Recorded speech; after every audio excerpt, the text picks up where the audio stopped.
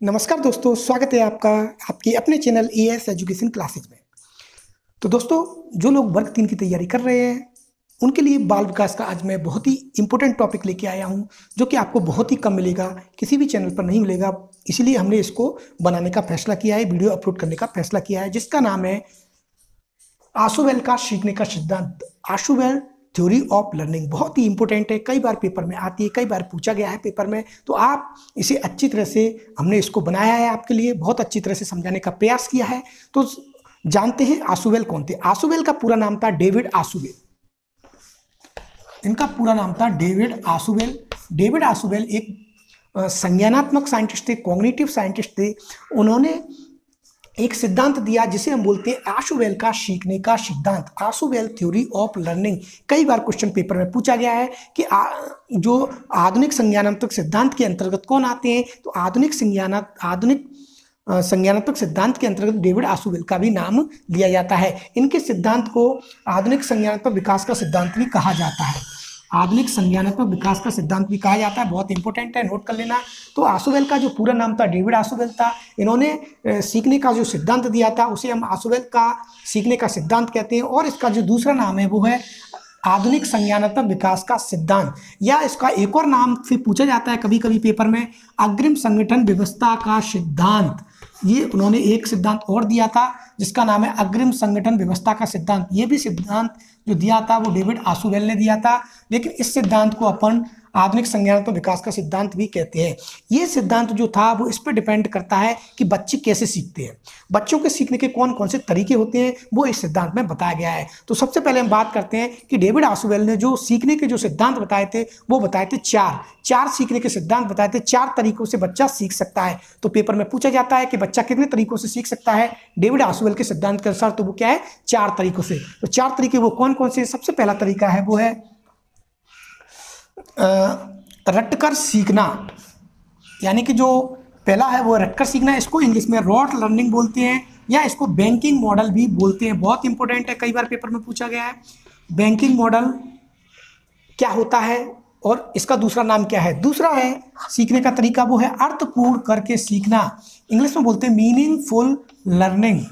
तीसरा है अभिग्रहण कर सीखना, यानी कि रिसेप्शन लर्निंग, इसको हम आत्मसात करके भी सीखना भी बोलते हैं। और चौथा है अन्वेषण करके सीखना, डिस्कवरी लर्निंग। बहुत बहुत ज़्यादा इंपॉर्टेंट होते हैं। इसमें क्या है, नियम से उदाहरण की तरफ चलते हैं। तो चलिए एक एक से इसको डिस्कशन करते हैं। सबसे पहले बात करते हैं अपन कि डेविड आशुबेल ने सीखने के 4 तरीके बताए। पहला कौन सा था, रट करके सीखना, रॉट लर्निंग बोलते हैं इसको बैंकिंग मॉडल भी बोलते हैं। दूसरा है मीनिंगफुल लर्निंग, अर्थपूर्ण सीखना, मीनिंगफुल लर्निंग। तीसरा है आत्मसात करके सीखना या अभिग्रहण करके सीखना, इंग्लिश में इसको रिसेप्शन लर्निंग बोलते हैं। और चौथा है अन्वेषण करके सीखना, यानी कि डिस्कवरी लर्निंग। तो चलिए एक एक से डिस्कशन करते हैं। सबसे पहले बात करते हैं अपन रट के सीखना।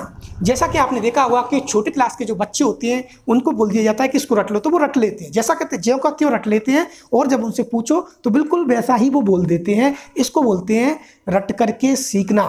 यानी कि जो छोटे बच्चे हैं वो क्या है, किसी क्वेश्चन को याद कर लेंगे जो कहते हो, अगर का है तो का, की मात्रा तो की मतलब बिल्कुल जैसा कहते हैं याद कर लेंगे।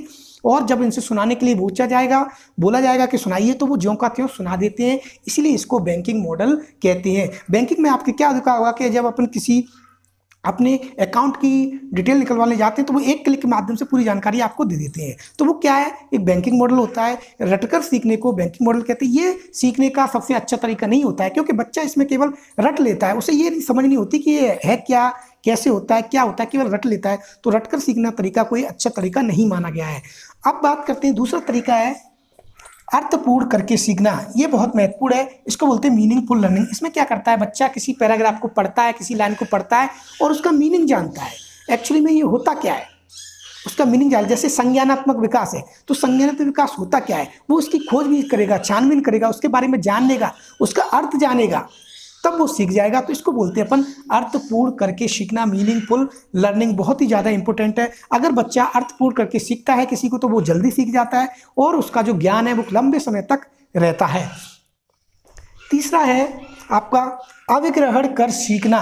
अभिग्रहण को इंग्लिश में बोलते हैं रिसेप्शन लर्निंग, या इसको आत्मसात करके सीखते हैं। इसमें क्या होता है, बालक जो चीज़ें सीखता है, जो किसी किताब को पढ़ रहा है, तो वो अपने अंदर आत्मसात कर लेता है।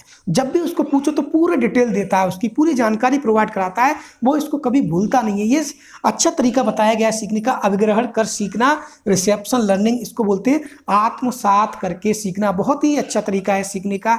इसमें बालक क्या है, किसी भी चीज़ को पढ़ेगा और उसको आत्मसात कर लेगा, अपनी बॉडी में आत्मसात कर लेगा। जब उससे पूछो तो पूरा डिटेल देता है, पूरी जानकारी प्रोवाइड कराता है, और ये जो जानकारी वो उसको लंबे समय तक रखता है। तो इसको बोलते हैं अपन आत्मसात या अभिग्रहण कर सीखना या आत्मसात सीखना। इसको इंग्लिश में रिसेप्शन लर्निंग बोलते हैं। अगला जो सीखने का तरीका है वो है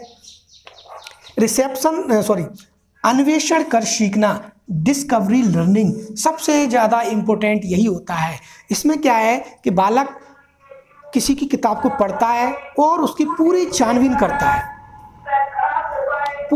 करता है, जैसे कि वो पढ़ रहा है आइंस्टीन के बारे में, तो आइंस्टीन के बारे में वो पूरी जानकारी लेगा। उनका जन्म कहाँ हुआ था, उन्होंने कहाँ कहाँ स्टडी की, कहाँ कहाँ शिक्षा ग्रहण की, कौन कौन सी बुक्स लिखी, किस किस पर काम किया, कब उनकी डेथ हुई थी, कौन कौन सी पुस्तकें लिखी, सब जानकारी वो डिस्कवर करता है, किताबों में खोजता है। तो इसको बोलते हैं अपन अन्वेषण कर सीखना। अन्वेषण कर सीखना हमेशा नियम से उदाहरण की तरफ चलता है। इसमें सबसे पहले नियम दिया जाता है, फिर वो नियम से उदाहरण की तरफ चलेगा। नियम दे दिया जाएगा, फिर वो उसके उदाहरण ढूंढेगा, उदाहरण को सर्च करेगा, कौन कौन से उदाहरण हैं, कहाँ हैं, वो सब होता है अन्वेषण करके सीखना। तो ये 4 तरीके थे डेविड आसुवेल के सिद्धांत के अनुसार सीखने के 4 तरीके बताएं। पहला है रट करके सीखना है, यानी इसको इंग्लिश में रॉट लर्निंग बोलते हैं। दूसरा है अर्थ ग्रहण कर सीखना यानी कि मीनिंगफुल लर्निंग। तीसरा है अभिग्रहण कर सीखना यानी कि रिसेप्शन लर्निंग। और चौथा है अन्वेषण कर सीखना यानी कि डिस्कवरी लर्निंग। तो ये सीखने के 4 सिद्धांत बताए थे डेविड आसुवेल ने, बहुत ज़्यादा इंपॉर्टेंट है। इनका क्रम से आपको याद होना चाहिए, रट कर सीखना, अर्थपूर्ण सीखना, अभिग्रहण कर सीखना, अन्वेषण कर सीखना। तो आप 100% आपको ये क्वेश्चन इस पर पेपर में CTET में या रीट में या MP-TET में जरूर मिलेगा। तो दोस्तों ये था आज का हमारा बहुत महत्वपूर्ण वीडियो, डेविड आसुवेल का सीखने का सिद्धांत। अगली वीडियो में फिर मिलेंगे एक और टॉपिक के साथ। तब तक के लिए जय हिंद, जय भारत।